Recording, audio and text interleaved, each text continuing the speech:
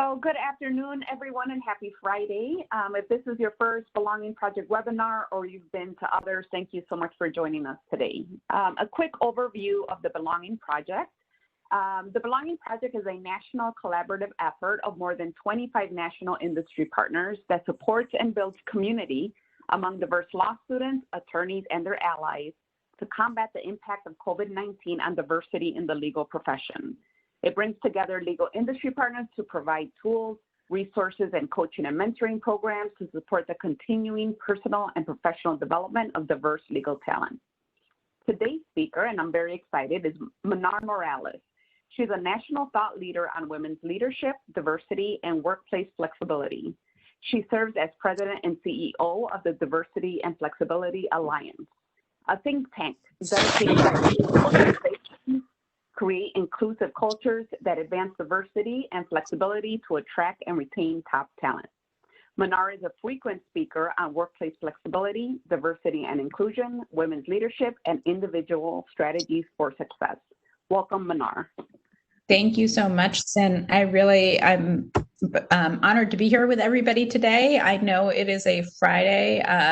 Depending on where you are, it might be more mid-morning or afternoon, but I appreciate everybody joining in for this conversation today. I know that flexibility is a very hot topic with everybody. We've been spending a lot of time focused on flexibility in this current environment, but also kind of looking forward to what the future of work looks like. We actually will be announcing a work-life recalibrated movement really focused on the leaders of today shaping the future of work for tomorrow. And so I know a lot of you are probably either thinking about that within your firms, about how to survive in this current environment, but also where do we go from here? How do we think about flexibility different? I will say to you that, I used to always say that our biggest competitor was the status quo, because every time we would go into a firm or a company, it was really about changing the dialogue around, well, this is the way we've always done things. I don't think this will work, right? That default of what we're comfortable with and what we know is what we think is going to work. So really that conversation now has shifted because the status quo has shifted, right? Everything has been upended. And there's an opportunity to move beyond just surviving in this environment. I know in the beginning, we were working very closely with a lot of our members around just how do you even survive right now? And a lot of people were in survival mode. And we're now moving a little bit. There's still a bit of that. How do we survive the next several months, especially as it relates to caregivers in this environment right now? But also, how do we think about the future and how do we thrive?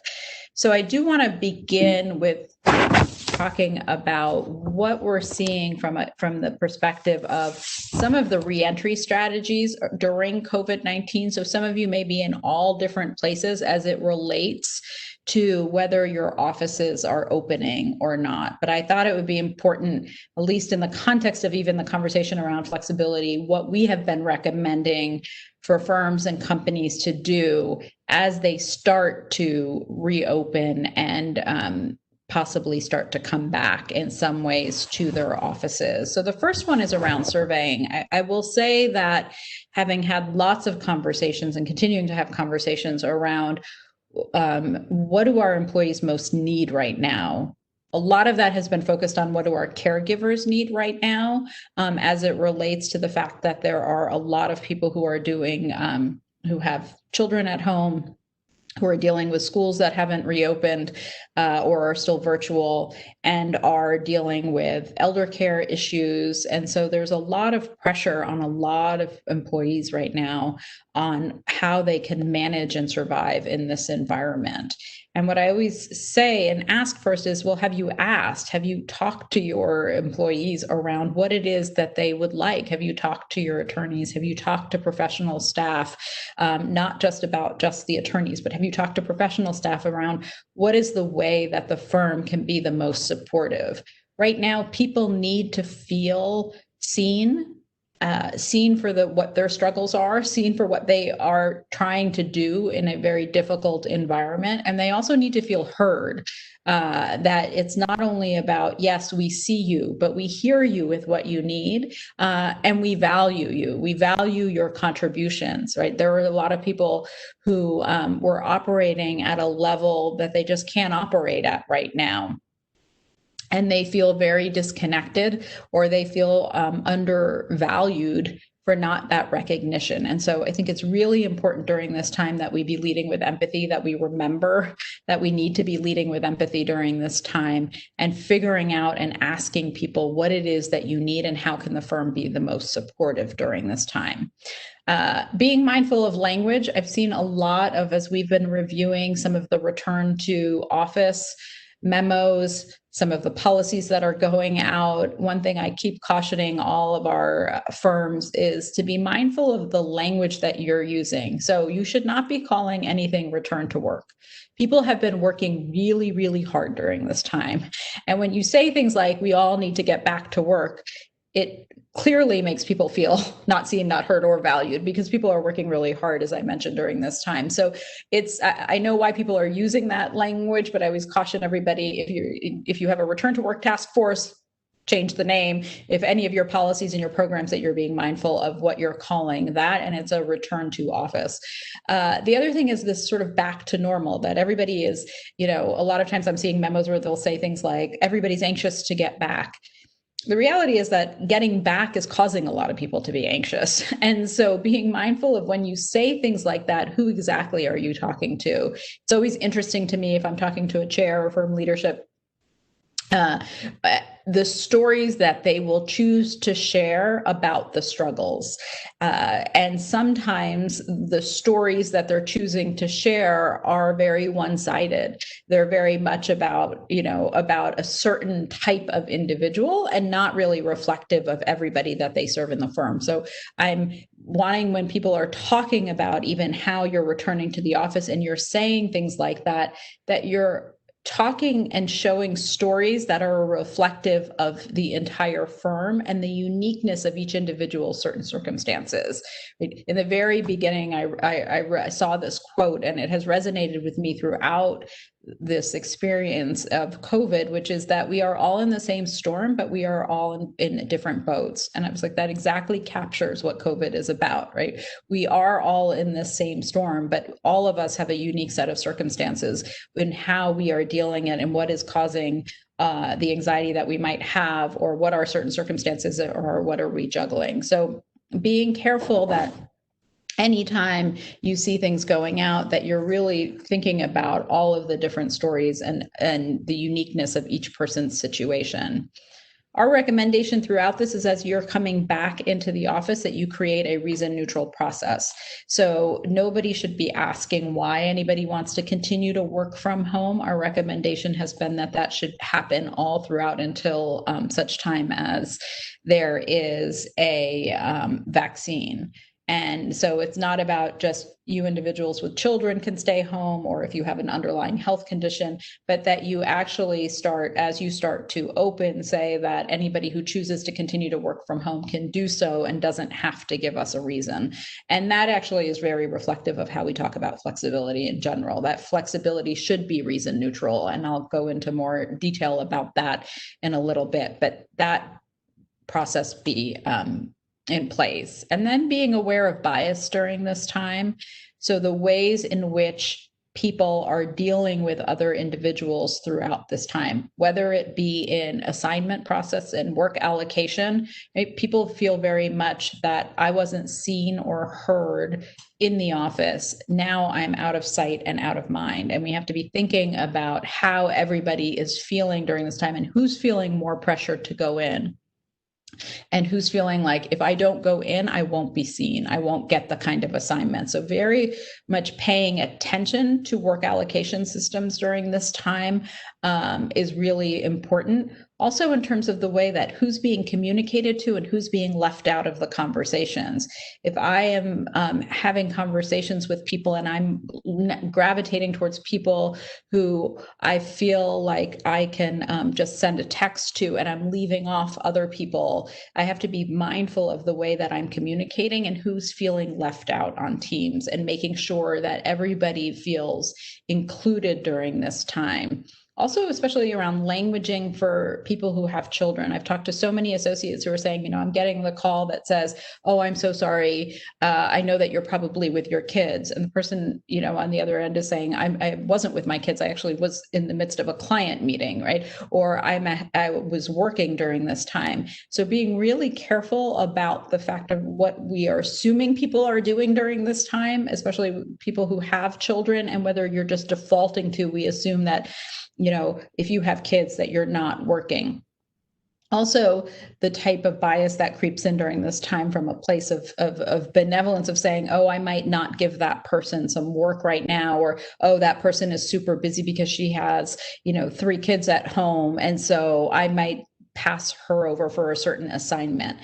That also creates bias in who's being excluded during this time. And we want to make sure that you are continuing to be mindful of people's situations, but that you all are asking what people's capacity for work are. Are they getting the kinds of assignments that they want? And always asking people, and be okay with a no. If at this point they say, I can't take that on right now, but please come back to me the next time there's something like that. But not making assumptions for people, or assuming that people are not available during this time period. Sorry. Providing training. So a lot around how to manage remote teams right now. This is a very different environment. So this isn't your everyday flexibility. This isn't about how do we telecommute and work remotely in a everyday type of environment. Working remotely under a pandemic is very different, and it requires a different set of skills. And that's both on the leaders who are managing remote teams, and also on the individual strategy side of things, right? How are you communicating your availability? How are you creating boundaries? All of the things that come up from an individual perspective. How are you making sure that you're maintaining relationships with your mentors and your sponsors? But also from the individuals who are managing the remote teams, to be understanding that, one, we do need to lead with empathy right now. We do need to communicate with people and talk to them about what their availability is. We do need to be checking in with people. And so I would make sure that you are providing that kind of training, and understanding that all of these things are skill sets. A lot of them aren't intuitive. They might seem simple when you hear some of the strategies that are necessary, but people often trip up on the simple stuff. They forget that, oh, I should probably be doing that. I forget that I should be thinking about that. And so it's important that you're providing people with that skill set. Appointing an ombudsperson during this time is really important too, which is the idea that we know that conflict is going to come up. We know that people are going to have challenges. We know that people will say the wrong thing at times, or create unnecessary pressure on people, even in ways that they don't understand that they're doing. And so if everybody within your firms can come up with somebody that somebody can go to talk about this, either, for an individual who's struggling with somebody that they're working with that is putting unnecessary demands on them, or isn't being flexible in the way that they should, or on the reverse side, for people who are managing teams, somebody to go to say, I'm not sure if I'm being unrealistic in this situation, or can you help give me some talking points, or this person is struggling. Preferably that is not a person in HR. There's a feeling around HR that if I'm going to somebody in HR to ask a question, that I'm somehow making a formal complaint. So it's preferable if it's somebody outside of that role, that people are feeling like I'm just going for coaching or counseling, but I'm not really formally making a complaint.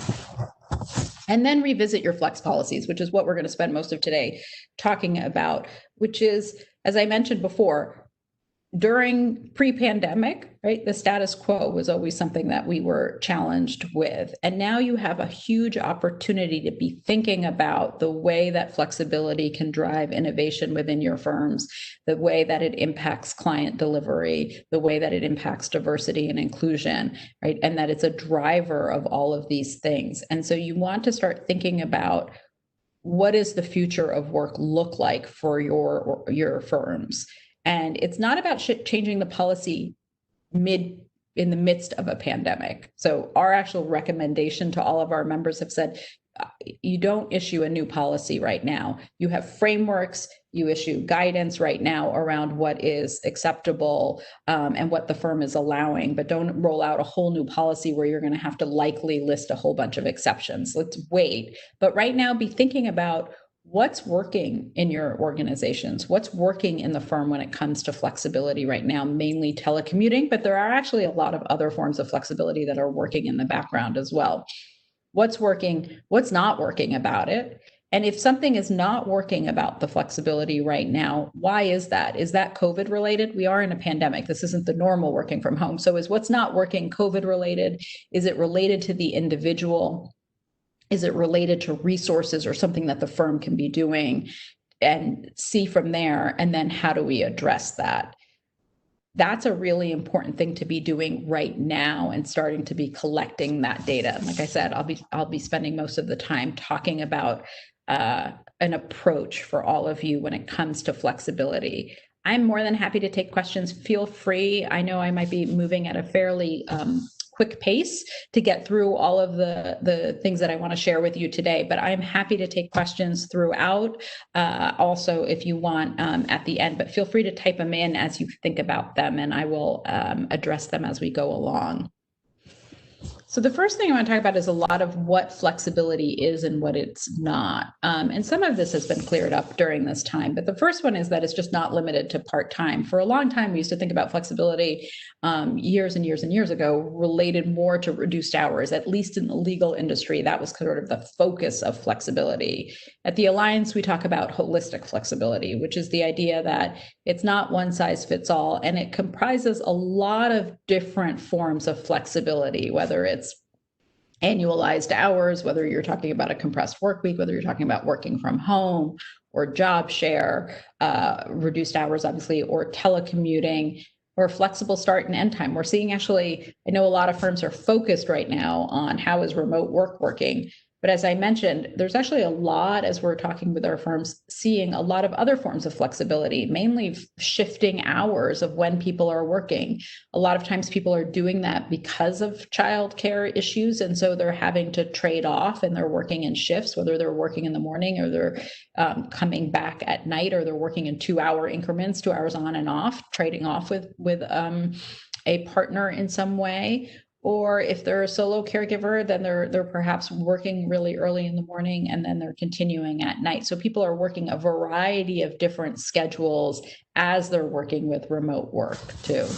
And then it's important to know that this isn't about it being a mommy track. I mean, as people are thinking about formalizing flexibility for the future, the thing about it is that everybody needs some form of flexibility, and it's not always related to childcare, and it's needed at a variety of life stages. And so it's really important that as you talk about flexibility, that you are degendering, deparenting, and destigmatizing it. And that is the reason why we say that you shouldn't actually ask for a reason why somebody wants to work flexibly, right? That just be allowed for everybody. The other reason is you become the arbiter in some ways. So when you say to somebody, oh, well, tell me why you want to work flexibly, then in some ways you're saying that I need to be the decider of whether your reason is more valid than the other person's. And you don't want that to be happening. And then it's not a trade-off for performance. So for a long time, a lot of people felt like if somebody was working on a flexible schedule, they were less committed, right? That they were less committed to the firm, that it was really about face time. And we know that flexibility is not a trade-off for performance in any way, and that people can continue to be successful. And what you want to be doing right now is continuing to capture those success stories. What are the ways in which people are doing are continuing to work successfully? What are the arrangements? And more importantly, what's contributing to that? Why is that arrangement successful? Why is it working for people? We are constantly recognizing through our newsletter once a month, we have a flex spotlight on somebody who's working successfully. And then we also have a Flex Success Award that's given to a partner who's working successfully on a reduced hours schedule and the client who has most supported them. And so finding ways that you can continue to recognize the success that you're seeing within your firms around flexible work arrangements. And then understanding that it's really a two-way street. So what we've coined the term Flex Success. And when we see Flex Success, it's about organizational solutions and individual strategies. What is it that your firms, what are the policies, what are the initiatives, what are the frameworks, what's the support that you can put in place to make flexibility work? And then what are the individual strategies that people can do in order to make it work? So if I'm somebody who's working on a flex schedule, what are the things that I should be doing to make sure that I have a successful arrangement? What are some of the things, if I'm managing somebody who's working on a flex schedule, I should be doing in order to make sure that it is a successful arrangement? And it takes both organizational solutions and individual strategies to make it work.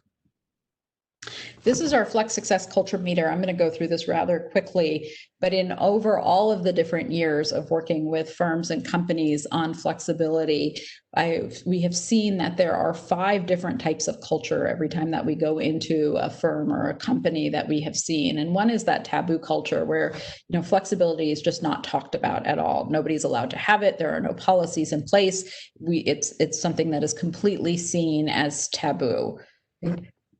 Then you have the scale the walls culture, and those are environments in which there are no formal policies at all, but there are one-off arrangements. And the problem is with those one-off arrangements is because the general culture doesn't support it, people feel like they're scaling the walls as they leave. They have to hide it. It's all about, yes, I have it, but I'm going to not say that I have any flexibility. I might not even tell you where I am at times. If I'm working from home, I'm going to cover it. Even if I have a formal sort of arrangement around it, I feel like I have to hide it because it's not viewed, it's not looked upon nicely at the firm.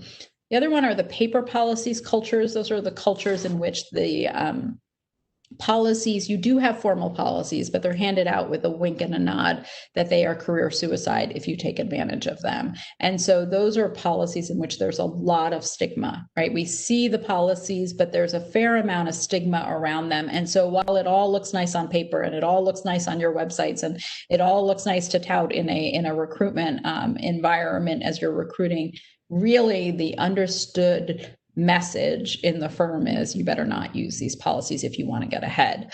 A leader specific in culture is one in where you have formal policies and you see pockets where people are using flexibility if they won the leader lottery, right? If they are working for somebody in which they understand the needs for flexibility, they are supportive of that, the arrangement works great. But if they're over here in this other office and that practice group leader or the partner that they're working for doesn't like it, then there's no flexibility. And cultures like that create a lot of resentment, right? Why is it that it works over here, but I'm not allowed to have it? And people start to resent the fact that they can't have flexibility throughout. And then in those cultures, the firm or the company is not operating as one firm or one company. There's no unity there around what are the things that the firm values and what are the things that the firm allows. Finally, to that culture where it's more of a flex success culture. And a flex success culture is about having the policies, it's about having the people, it's about having the practices that all support flexibility, so that you have an infrastructure that supports the policies, you have the appropriate training and the leadership development that you need from the people in order to create a culture where everybody feels like flexibility is a win-win and that everybody feels like they can use whatever form of flexibility it is that they need to meet both their professional and their personal needs. So as you think about it, I'd be curious for you all to start thinking about what was your culture before COVID? And what do you think the culture is going to be more in a post-COVID world?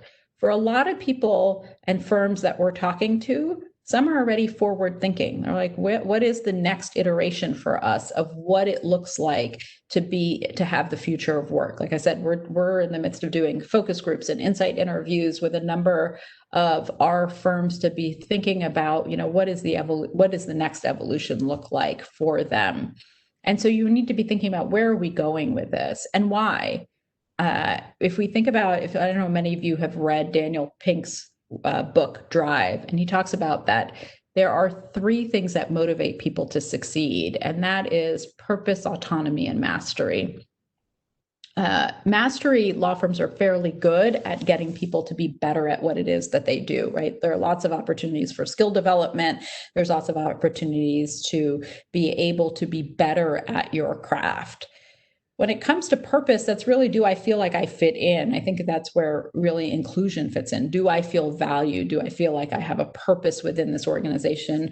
And that's really where diversity and inclusion come in. And then autonomy is about, how much control do I have? How much control do I have about the work that I'm doing and the way in which I'm doing it, and the trust that I feel like the firm has within me? And that's really where flexibility comes in. And so we want to be thinking, if that's what it takes to motivate people to succeed, then we have to be thinking about flexibility in a much broader way than just your typical conversations around, is it a work-life initiative? Right? But flexibility is not just about a work-life initiative. In fact, I've been saying for years that flexibility is not about work-life balance.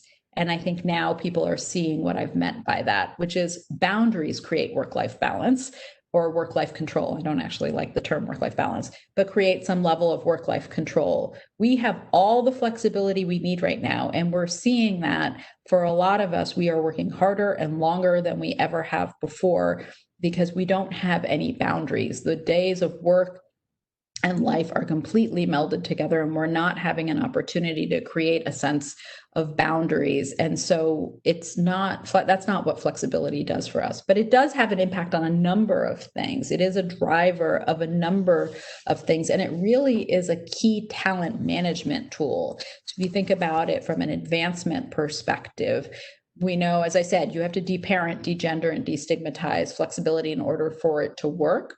But we know that it has an impact on women, and that Catalyst did a study that said 57% of women were likely to downsize their aspirations at firms without flexibility, compared to 20% of men. So it has an impact on, where do I see myself going within a particular firm? It has an impact on retention as well. In fact, there was a study done before COVID that by 2030, the demand for flexibility will increase by 30% due to Generation Z. I think that number is going to be increased even tremendously more post-COVID, and that 48% of employees will work remotely at least part of the time after the pandemic. So we know that we're going to be shifting to an environment where almost close to 50% of employees will start to work remotely. And that a study was done of companies that said 74% of CFOs intend to increase remote work. So we're going to see that it's going to become a retention and a recruitment tool during this time, in terms of that employees and attorneys and business professionals will start to be looking at, what are the forms of flexibility that you can offer me? 80% of employees say that they would choose to work at a job with a flexible option over one without. And a study that MCCA had done long before COVID had said that 26.1% of millennial lawyers would take a pay cut for flexibility. And so what we're seeing is that we're going to see an overall increase. And as we're talking to firms, and we have sort of the finger on the pulse about what firms are doing and what they're thinking about, we know that the majority are thinking about, where can we go? There's not going to be going back. There's not going to be a sense of, okay, that was great, and now, no, we're going to go back to the mantra that we don't believe flexibility works. A lot of firm leadership that I'm talking to are saying that they were surprised to see that the productivity continued. They were surprised to see that flexibility, in fact, did work. And so then they're thinking about, where can we go from here? That's not every firm. There are certainly firms that we're talking to that are saying, we just want to go back. We just want to go back to what we had before. We're not really going to shift what we're doing. Perhaps we might think about that. I will say that as you're thinking about how you're recruiting top talent, that is going to impact your ability to do that. And frankly, the way that you're responding now through COVID, the way the policies you're putting into place, the demands that you're putting on your people during this time is going to have a ripple effect. It's going to have a ripple effect when it comes to recruitment, because I know that a question that will come later on as people are looking to join firms, they'll say, how did you treat your people during this time? What were the policies you put in place? I certainly would advise people to be asking that, because that's really going to give me a window, if I'm looking at someplace that I want to work, into what is the culture of the firm. And so that ripple effect is going to carry on for the next 3-4 years from now, in terms of people asking, how did you treat people? Or even if they don't ask it in an interview, they're going to ask it of others. In terms of productivity and engagement, we know that, in fact, there was a study done around productivity that 63% of businesses reported a 21% increase in productivity when it came to flexibility. And as people are looking right now, they can see the impact it's having on productivity within their firms. With the caveat, though, that as you're looking at productivity, please remember that you are working under a pandemic. This is not remote work in any environment. So for the firms that have been successful right now, I say, imagine how your people would be doing if they weren't working under a pandemic and all of the tremendous stress that is happening right now. And so be mindful as you're looking at productivity to be reminding everybody that we are working under a pandemic, and that plays a role in people's levels of productivity during this time. Right. And then we know it does have an impact on well-being, right? That it's saying it's not a work-life balance issue, but it is about a sense of well-being. Am I working within the time that makes sense for me and that helps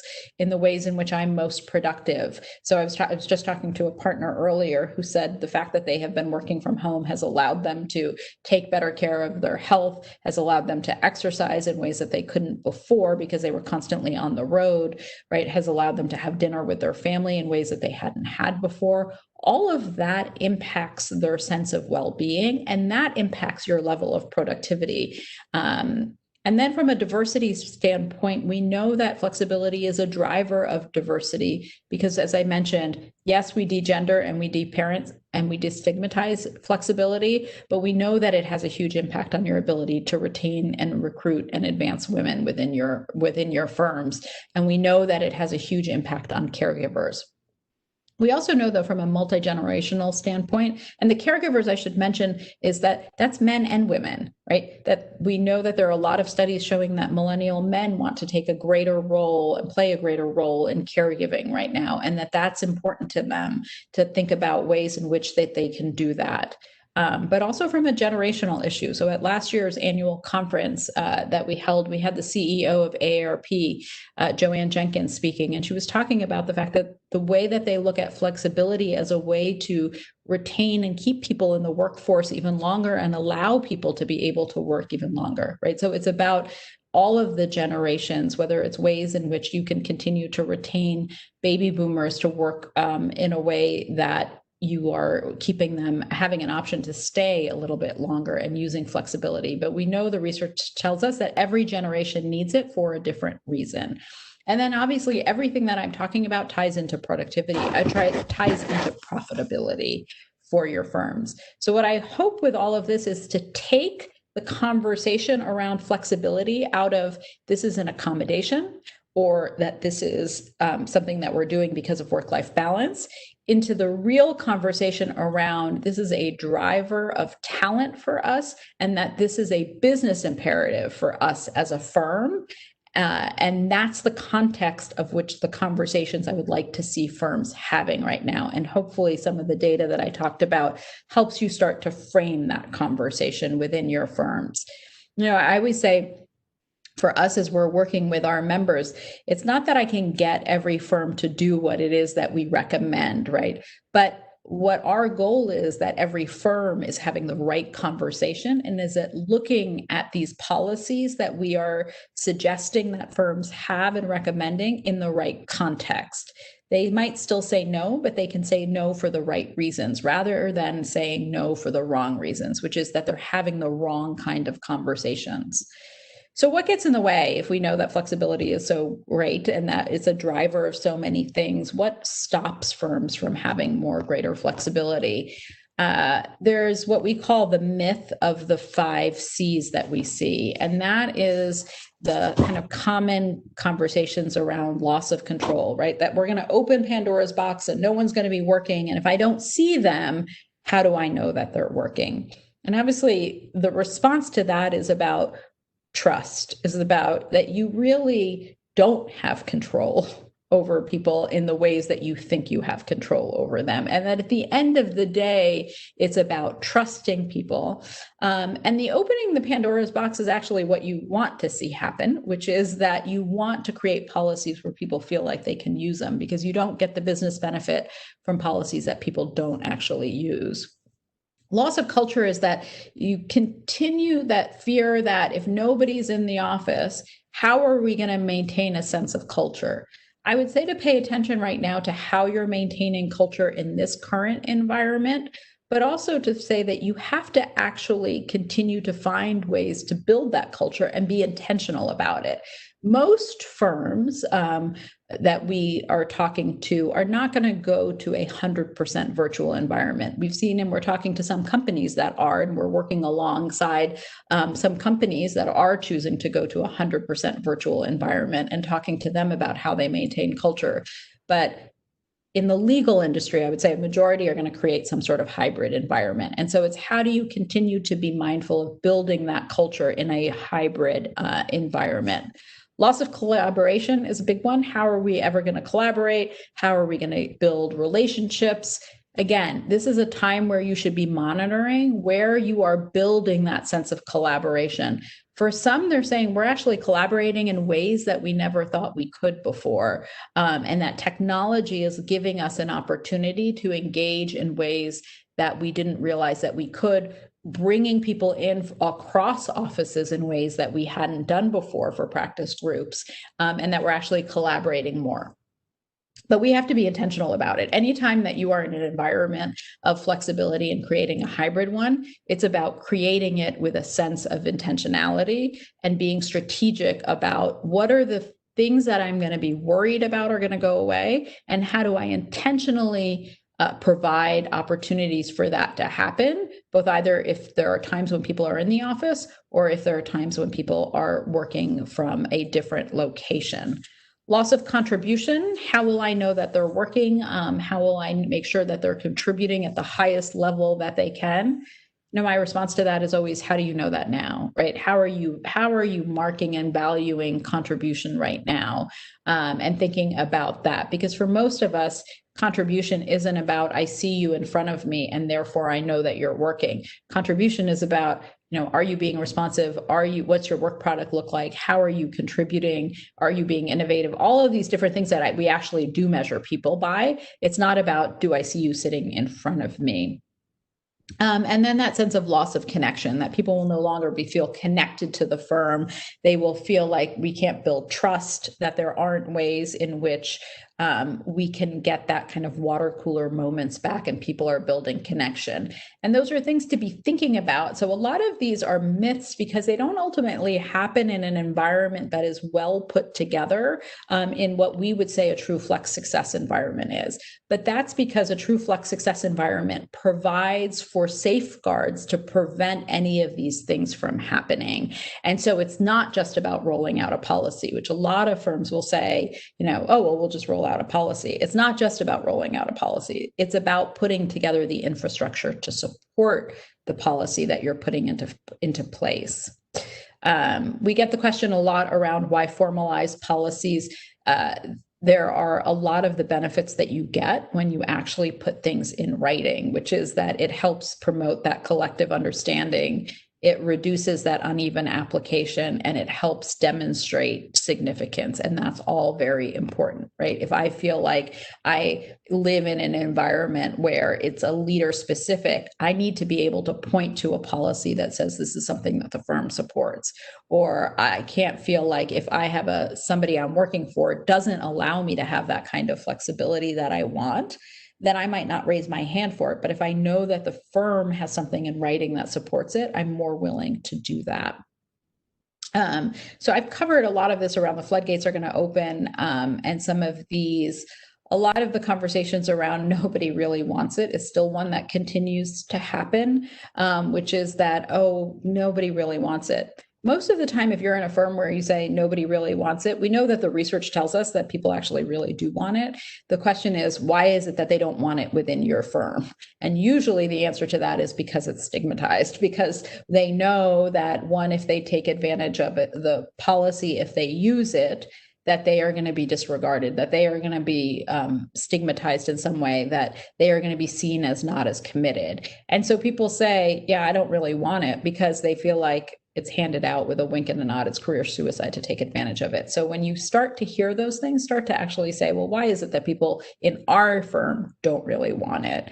A conversation that often happens is, I never needed it. And sometimes we see that from people who are reflecting back on their own career and say, well, I didn't have that kind of flexibility. I don't understand why we need to give this kind of flexibility that I never had when I was in the firm or when I was advancing my career. And the response to that is, yes, you might not have had that flexibility 20, 30, 40 years ago, but what you did have were boundaries that don't exist today, right?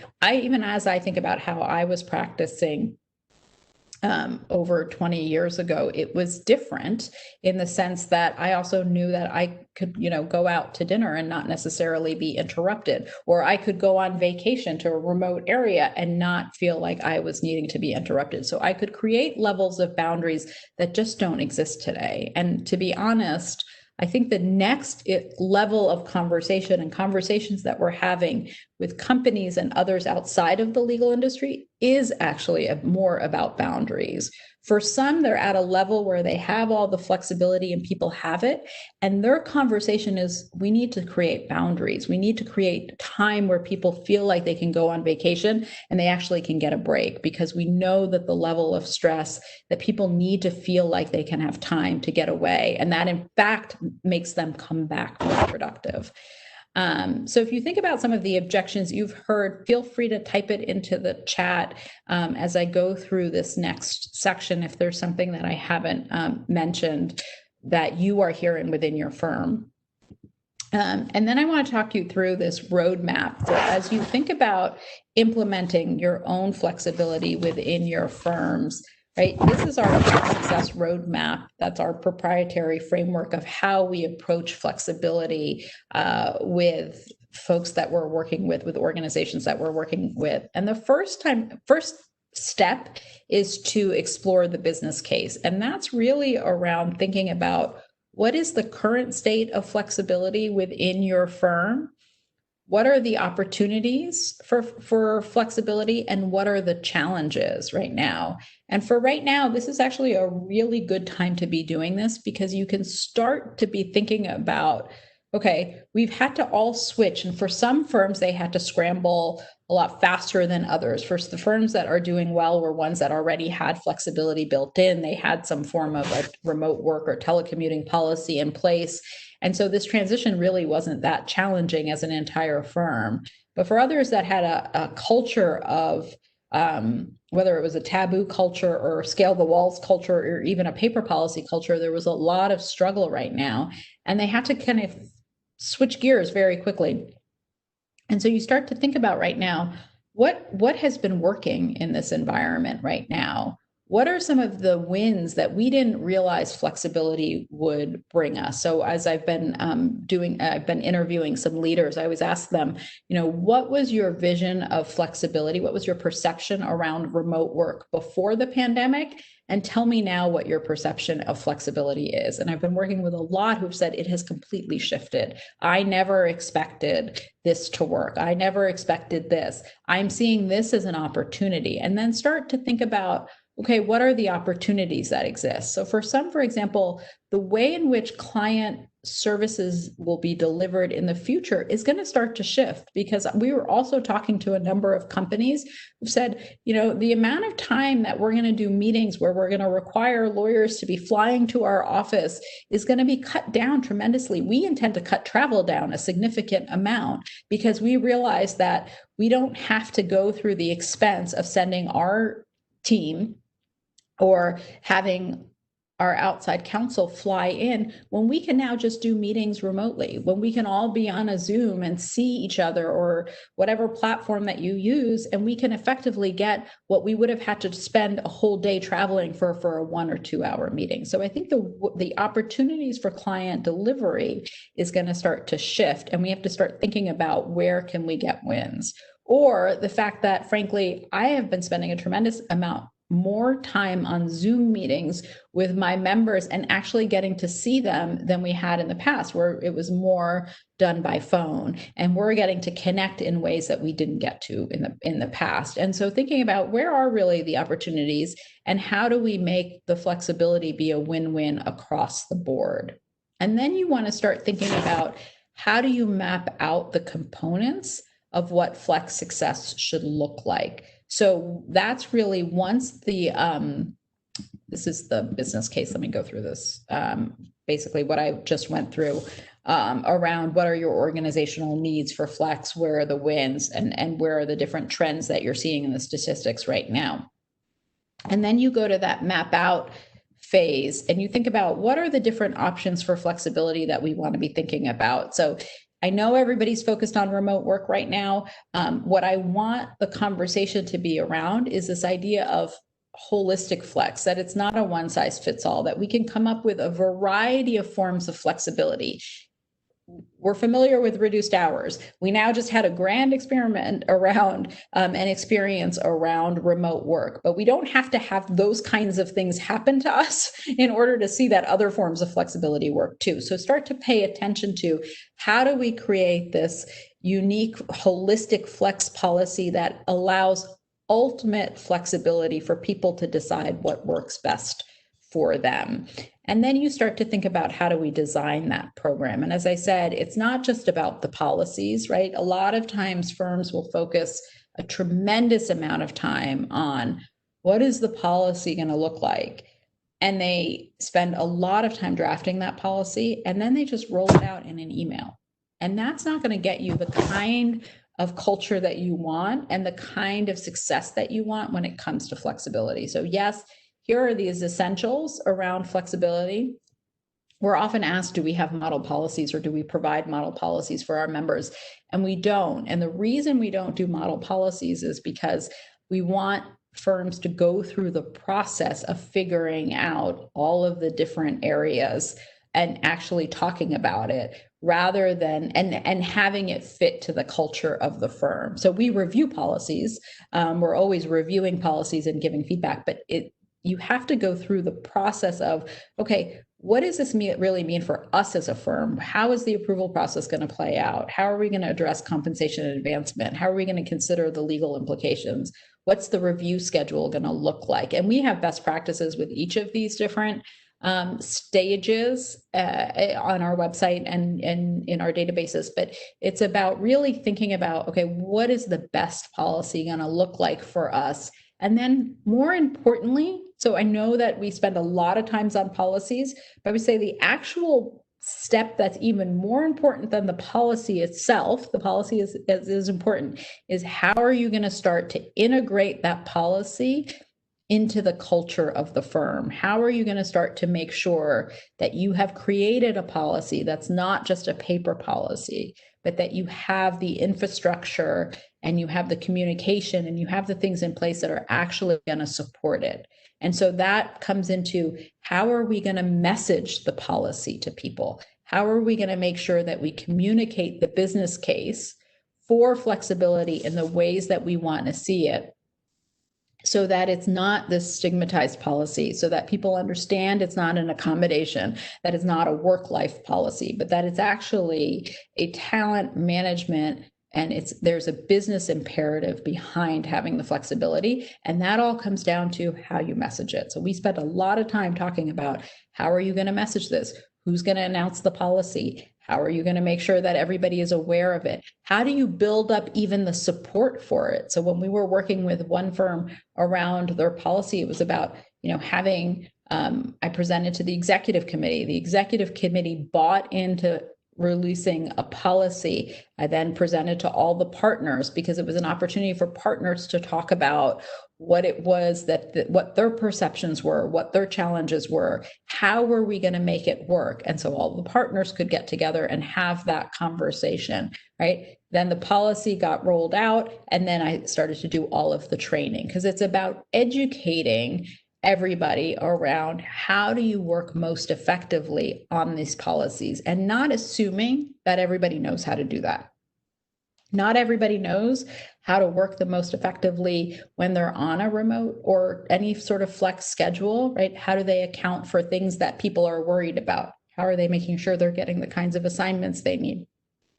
How are they making sure that they continue to have the kind of visibility they need, right? How are they making sure that they're making the kinds of connections that they need? All things that seem intuitive, but they're often not. And a lot of times firms will struggle with somebody and they'll say, oh, it's the flex policy, right? And most of the time, it's not the flex policy. In fact, I would say 99.9% of the time, it's not about the policy, right? It's about a performance issue. It's about the person is not being responsive. I would say that's not a flex policy issue. That's an HR issue, right? That's a performance issue, and it should be handled as such. So we want to make sure that we're educating people on standards, on what it means to be successful, at the same time that we're educating our managers and our leaders on what it means to successfully manage somebody who's on a flex schedule, and have them thinking about things like bias, thinking about things, are they being inclusive, thinking about microaggressions that often happen when somebody's working a flex schedule. What are those microaggressions? Because Deloitte did a study that said a single incidence of microaggression or micro-exclusion for somebody on the team can lead to an immediate 25% decline in an individual's performance. So you want to make sure that you are providing the appropriate training to make sure those things are not happening.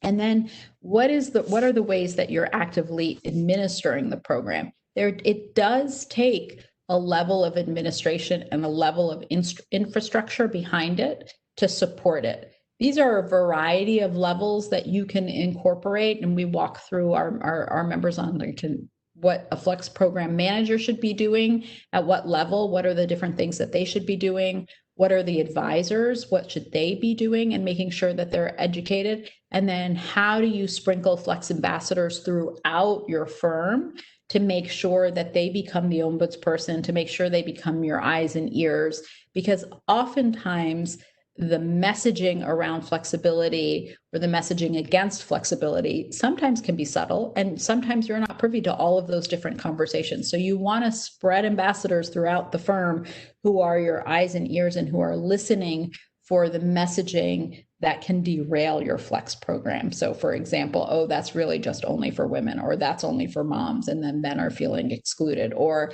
yeah, there's that policy that we have, but you really don't want to do that if you want to get ahead here at the firm, right? All of the subtle conversations that are happening, and sometimes not so subtle, but they're happening behind closed doors that you're not hearing, that you want to be spreading flex ambassadors around throughout, so that you provide education to help prevent them, but then you have something in place to help catch them when they continue to happen within your firms.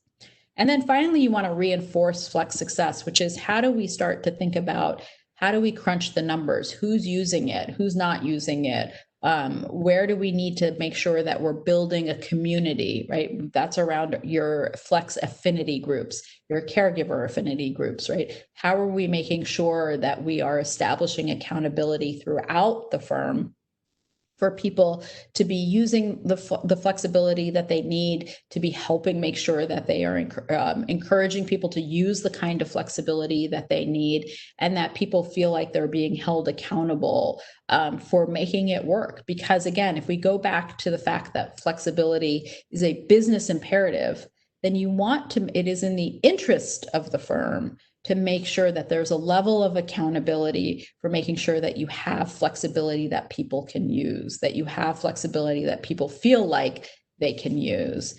And then how are you making sure that you're celebrating successes? It's really important to be marking, where is this working? And where can we make sure that we're celebrating the success stories? How can we be tying into the affinity groups, for example, to be hearing some of the success stories? And a word right now on making sure that you're capturing what's working, because when COVID is over and people start to have some level of amnesia around how successful remote work was or where the bright spots were in remote work, you want to be capturing that information now when you're in it. Talking, doing focus groups, doing insight interviews, right? Making sure that you're going to practice group leaders and talking to them and saying, tell me what's working right now, right? That you're catching all of the different success stories, that you're capturing what's working, you're capturing where people are pleasantly surprised or where people have seen a real shift in what their perception of flexibility was pre-COVID, post-COVID, right? Because that's the data now that's going to help you once this is over and people start to go back into their offices and kind of move on from this, that you are saying, no, how are we using the data and the experience that we just had to inform what the future of work is going to look like for us as a firm? So this was a lot of information. I know I wanted to give everybody at least a really solid overview in some of the things that we're seeing right now.